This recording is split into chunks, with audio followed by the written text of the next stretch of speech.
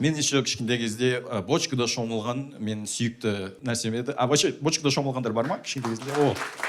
Онда түсінесіңдер мені.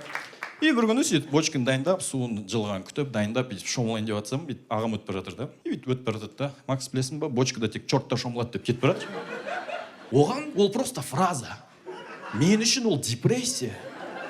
Мен бүйтіп шомылып жатып, мен чорттың ба не деп. И сөйтіп, пофиг, чорт болсам чорт болайын деп шомылып отырмын ғой. И бір кезде бүйтіп үйге туысқандарымыз кіріп бара жатыр да. Есік ашылып жатқанын көремін. Мен чорт емеспін ғой деп бүйтіп тығылып қаламын да.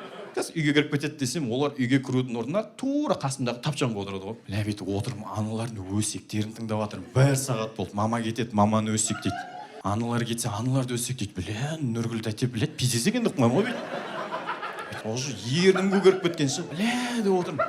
Сигім кеп. И уже поздно ше, ана моментті мен пропустил, шығып кететін. Бір сағаттан кейін бүйтіп, салам алейкум деп